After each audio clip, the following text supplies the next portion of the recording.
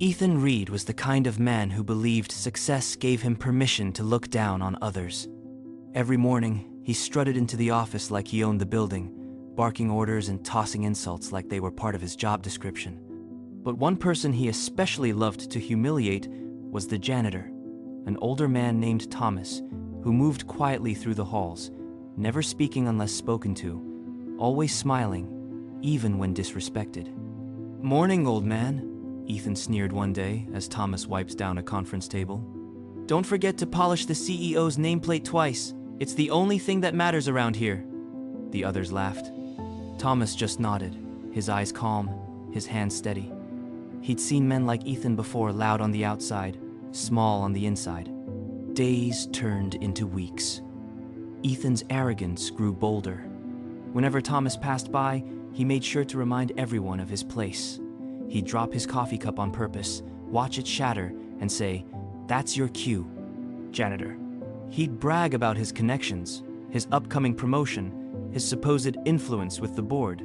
Everyone tolerated him, not out of respect, but fear. But Thomas never reacted.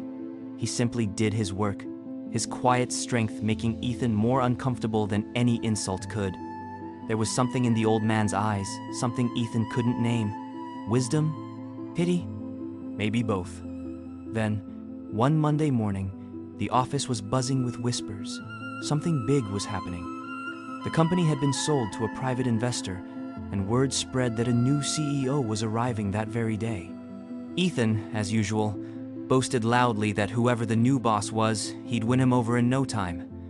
After all, Ethan believed charm could buy him anything except humility. At exactly 9 a.m., the elevator doors slid open. The regional manager stepped out, his expression unusually respectful. Beside him walked a tall man in a crisp gray suit. When the manager spoke, every sound in the office seemed to stop. "Everyone, please welcome your new Chief Executive Officer, Mr. Thomas Jennings." For a moment, Ethan thought it was a mistake. His laughter died in his throat as the janitor, the man he mocked for months, stepped forward, shaking hands with board members. The same man who once carried a mop now carried the power to change lives. Thomas turned, meeting Ethan's stunned eyes. That same calm smile appeared only this time. It held authority. "Good morning, Mr. Reed," he said gently. "I trust the floors were clean enough for your arrival today." The room fell silent, tension thick as glass. Ethan forced a laugh, mumbling something about not realizing, but his face said everything: fear, embarrassment, regret. Later that day, Ethan stood nervously outside the CEO's office, his heart pounding. When Thomas told him to come in, he did, trying to sound confident. "Sir, I just wanted to congratulate you," he stammered. "I had no idea you were, well." Thomas turned slowly from the window. "That a janitor could become a CEO?" His tone was calm, but there was an edge beneath it. "Neither did most people here, but I stopped letting others define what I was worth a long time ago." Ethan tried to apologize, blaming office jokes, but Thomas didn't let him hide. "You laughed at a man you never knew," Thomas said quietly, "because you thought his job made him less human. Tell me, Ethan, do you still believe that?" Ethan shook his head, eyes lowered. "No, sir. I'm sorry." Thomas sighed. "Apologies are easy. Change is hard. Let's see if you can manage both." For the first time, Ethan had nothing clever to say. As he walked out, he noticed how everyone now greeted Thomas with respect, the kind Ethan never earned, only demanded. By lunchtime, the entire company knew the story. Thomas Jennings, once a janitor, had been unfairly fired from the same company years earlier. He went on to start his own cleaning business, built it from scratch, and eventually acquired multiple contracts, including this very building. When the opportunity came to buy out the struggling corporation, he did, quietly, completely, without a single word of revenge. Ethan overheard every detail, each one like a blow to his pride. The man he treated as invisible now owned everything he once bragged about controlling. That afternoon, his phone buzzed a message from HR. "Meeting with CEO, urgent." Ethan entered the boardroom, his palms sweaty. Thomas stood at the head of the table, looking composed, almost serene. "Sit down, Ethan," he said. "Do you know why I called you here?" Ethan swallowed hard. "To fire me?" Thomas shook his head. "No. To offer you a lesson, one I wish someone had taught me when I was young." He paused. "Power isn't in position. It's in character. You measured your worth by who you could step on. I measured mine by who I could lift." Ethan couldn't speak. The weight of his own actions pressed on him harder than any punishment could. "I don't deserve forgiveness," he whispered. Thomas nodded. "Maybe not, but I believe in second chances even for those who never believed in others." Then he added quietly, "Clean up your attitude, Mr. Reed. Life's giving you a mop this time. Use it wisely." That night, as Ethan walked out into the rain, he looked up at the same office windows where he once laughed at the janitor. The same rain that fell on Thomas's shoulders now soaked him, washing away what was left of his arrogance. For the first time, he understood respect isn't earned by power, it's earned by humility. But as he reached his car, he saw something unusual. A black SUV pulled up beside Thomas. A man in a dark coat stepped out, whispered something in his ear. Thomas froze. His confident expression shifted. Something was wrong. Ethan watched from a distance as Thomas's jaw tightened. The man handed him a small envelope.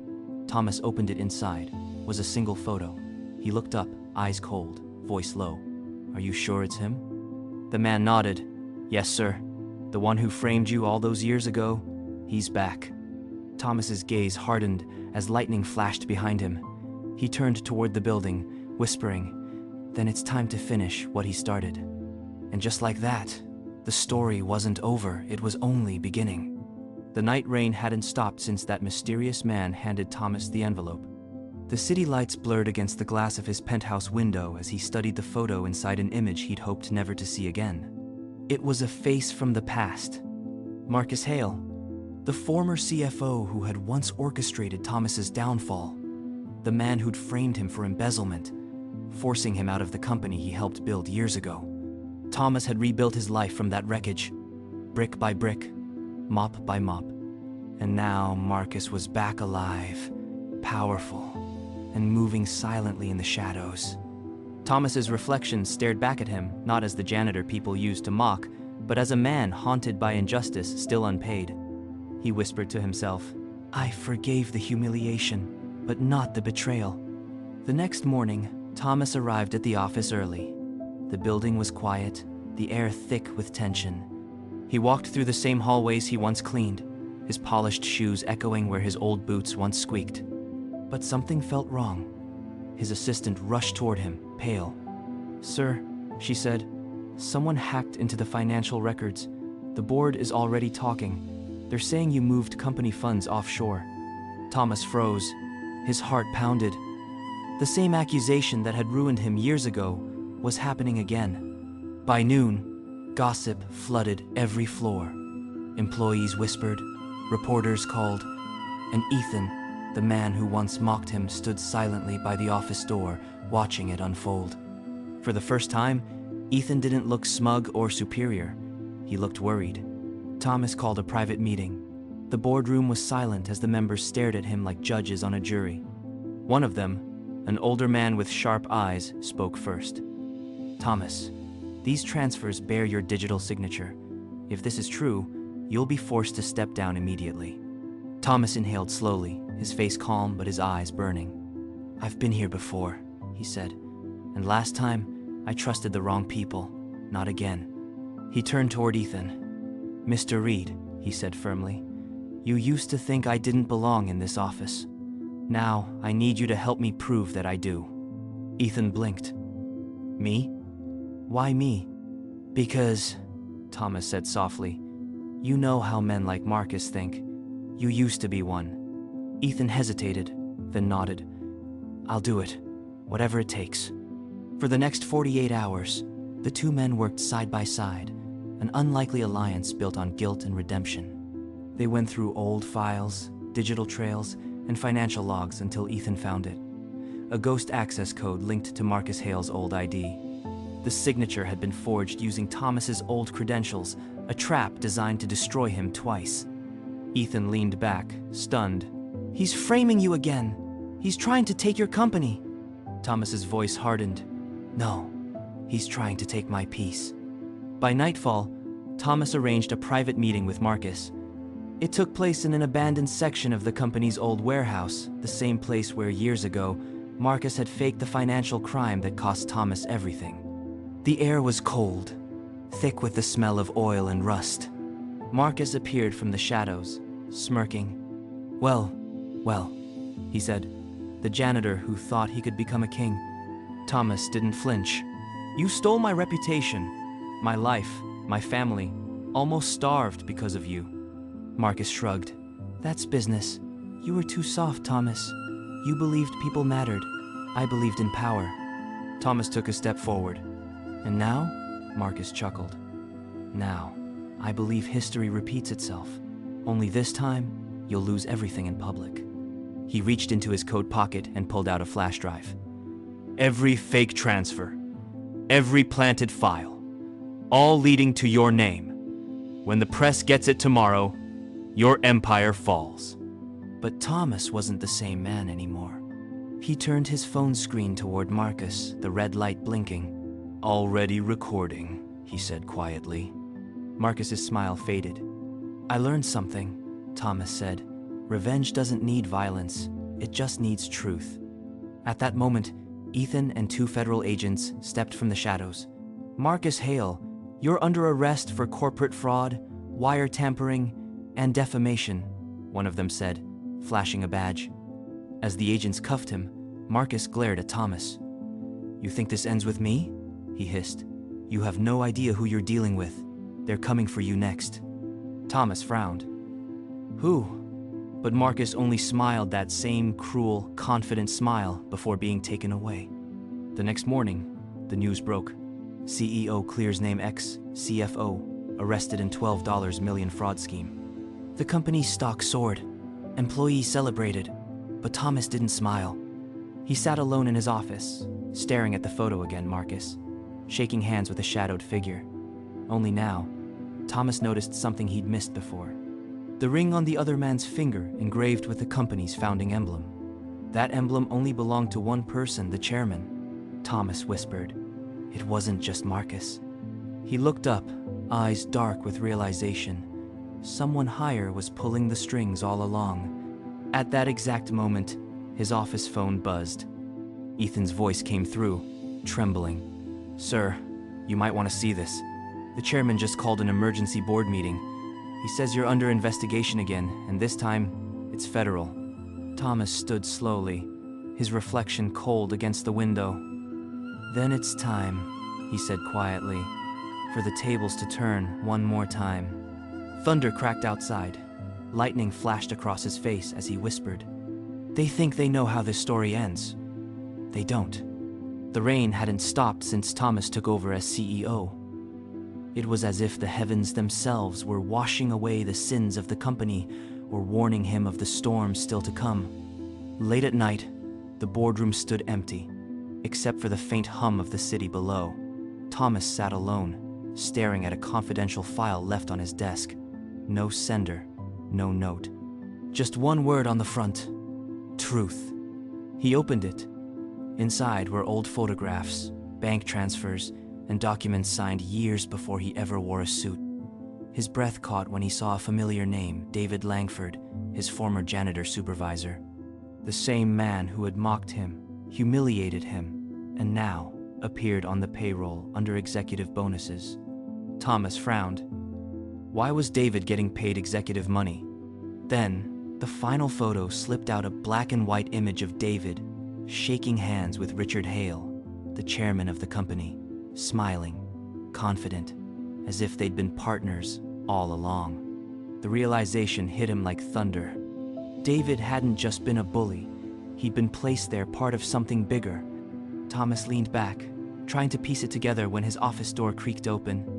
It was Richard Hale himself, the chairman, a man everyone respected, the so-called pillar of integrity. "Working late again, Thomas?" Hale's tone was calm, too calm. Thomas slid the folder across the desk. You tell me. What's this? The chairman barely glanced at it. Old history. Things you wouldn't understand. Try me, Thomas said, his voice steady. Hale smirked. You were never supposed to see that. You were meant to clean floors, not lead boardrooms. Thomas stood, anger burning in his chest. So that's what this was about? You sent David to humiliate me? Hale chuckled. Humiliate? No, test.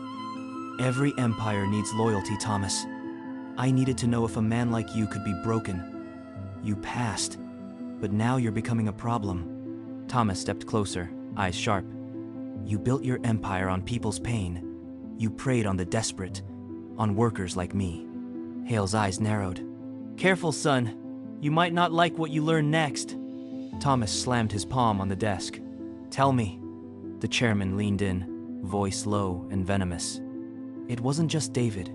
Your promotion, your rise, even your story, all of it was engineered. You didn't earn this, Thomas. I made you. You're just another pawn in my design. Silence filled the room. Only the rain tapping the windows broke it. Thomas clenched his fists. And I guess it's time for the pawn to take the king. He turned to leave, but the chairman's voice stopped him cold.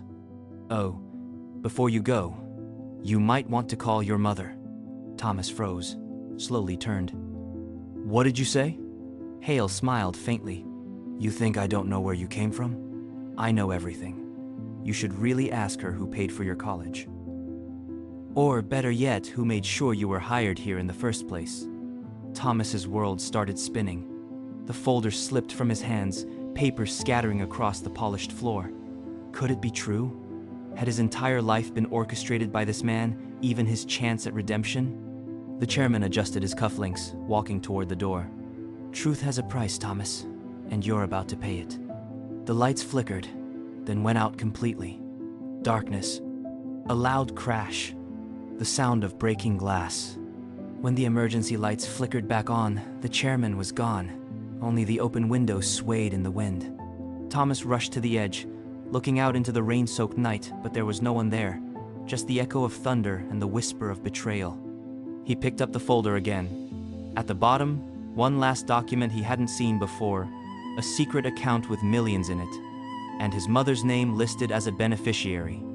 Thomas staggered back, whispering, Mom, what did you do? The rain had stopped, but inside Thomas's chest, the storm was only growing louder. The folder sat on his desk open, accusing, impossible to ignore. His mother's name was there, printed in black ink under the title, Beneficiary Agreement Project Clean Start. His heart pounded. Project Clean Start. That was the same phrase Hale used years ago when the company helped people from low-income backgrounds get employment. Only now, Thomas understood it wasn't charity. It was control. He dialed his mother. The phone rang once, twice. Then her trembling voice answered. Thomas, you shouldn't have opened that file. His grip tightened. Mom, what is this? Why is your name on this document? Silence. Only a shaky breath on the other end. Finally, she whispered, because I signed it. Thomas froze. Signed what? Her voice cracked. A contract. Years ago, after your father died, we were broke. They came to me, said they'd pay for your college, your future, your everything. But in return, you'd belong to them. Thomas's throat went dry. Who's them? Richard Hale, she said softly. And the board behind him, the men who run everything. He could barely breathe. You knew? I thought I was saving you, she cried. They said you'd never have to know. They said they'd help you become someone important. I didn't realize the price. Thomas's voice was low, trembling between rage and heartbreak. You sold my life, Mom. Before she could answer, the line went dead. He stared at the phone, then at the glass window, reflecting his pale face. The knock came seconds later. 3 slow, deliberate taps. He turned. A figure stood in the doorway, David Langford. The janitor turned executive, the man who once made him mop floors on his knees. Thomas, David said, stepping in, his expression unreadable. "We need to talk." Thomas clenched his jaw. "You've said enough." David closed the door behind him. "You think you know the truth. You don't. Hale isn't the top of this chain. He's just another puppet. You were always meant to replace him." Thomas's brow furrowed. "Replace him?" David walked closer, lowering his voice. "You were groomed for leadership, not by Hale, but by the founders, the original board. They wanted someone who looked clean, someone who could play the role of savior while they stayed hidden." Thomas shook his head. "You're lying." "Am I?" David said, placing another envelope on the desk. "Open it." Inside were photos his mother, years ago, standing beside Hale and 3 other men in suits, all smiling. Behind them, the company's logo gleamed on a banner reading, "Clean Start Initiative, Building Futures." But there was something else, a younger Thomas in the background, no older than 10, holding a small broom. He staggered back. "No, this can't be real." David sighed. "You were never just a janitor, Thomas. You were a product, a living experiment in their narrative of from rags to riches. They made your pain into their story, and now that story is too powerful to control." Thomas's hands shook. "Why are you telling me this?" "Because Hale is gone," David said, "and someone has to clean up the mess." He paused. "They want you to take his place." Thomas stared at him, anger surging. "So I'm supposed to lead the same corrupt system that destroyed me?" David smirked faintly. "Or destroy it from the inside. Your choice." Thunder rumbled again, even though the storm had ended hours ago. Thomas turned toward the window, watching the dark skyline. "If what you're saying is true, then I'm surrounded by liars." David shrugged. "Welcome to the boardroom." Thomas glanced at the folder again, his mother's name. Hale's secrets, the hidden contracts. For years, he'd fought to earn respect. Now he realized he'd been fighting inside a cage built just for him. He looked at David. "Tell the board I'll give them an answer." David smiled. "Good. They'll be watching." As he turned to leave, Thomas asked, "What happened to Hale?" David paused at the door. "You'll see soon enough." He walked out. Thomas stared at the door long after it closed. The city lights flickered below, artificial, endless, blinding. He picked up his phone again, opening the document one more time. At the bottom of the page, below his mother's signature, he noticed something new. A faint watermark, letters barely visible under the light. It read, "Property of the Foundation," Thomas whispered. "The Foundation?" Suddenly, his office phone rang, an unknown number flashing on the screen. He hesitated, then answered. A distorted voice spoke. "Mr. Thomas, you've finally uncovered the truth. But can you handle what comes next?" The line went dead. Thomas stood there, frozen, the city's hum roaring in his ears. Somewhere outside, lightning flashed again, illuminating the reflection of a figure standing just behind him in the glass. He spun around. The office was empty. The next morning, the city looked calm, but Thomas knew better. The calm always came before the storm. The file sat open on his desk again. The watermark, property of the Foundation. He'd spent the entire night tracing it, connecting dots that weren't supposed to exist. The Foundation wasn't just a board of directors. It was a hidden syndicate, one that built its empire by manipulating stories, people, and entire lives. Every rags to riches success, every second chance redemption, all fabricated. And he was their greatest masterpiece. Thomas opened his laptop. An encrypted folder blinked on screen, sent from an anonymous email titled, "The Price of Truth." He clicked it. Videos filled the screen. Footage from years ago, him cleaning the floors, being mocked, humiliated, struggling, and cameras watching every move. His entire life had been broadcast internally, studied like a social experiment. He whispered, "They made me their product." A voice startled him from behind. "You weren't supposed to see that." Thomas turned. Richard Hale stood in the doorway, alive, but he looked different. Pale, empty. Thomas's heart pounded. "You're supposed to be dead." Hale smiled weakly. "I am. At least, the version of me that believed in the Foundation." He stepped closer, hands trembling. "You were right, Thomas. They used us all. I tried to escape, and they made me disappear." Thomas narrowed his eyes. "Why come back now?" "Because you're the only one left who can end them," Hale said, sliding a USB drive across the table. "This contains everything: names, accounts, recordings, everything they've built their empire on. Upload it, and the world will finally see what the Foundation really is." Thomas stared at the drive. "What's the catch?" Hale sighed. "If you do this, you'll lose everything. The company, your status, your future. You'll become the story they tried to bury."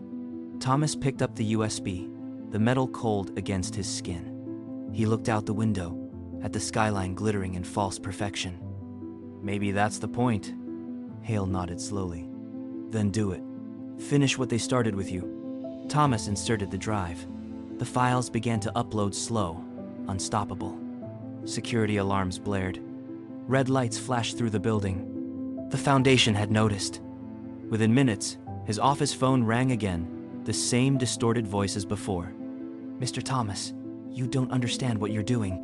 You're not destroying us. You're destroying yourself." Thomas stared at the camera on his screen. "No, I'm destroying the lie." He hit enter.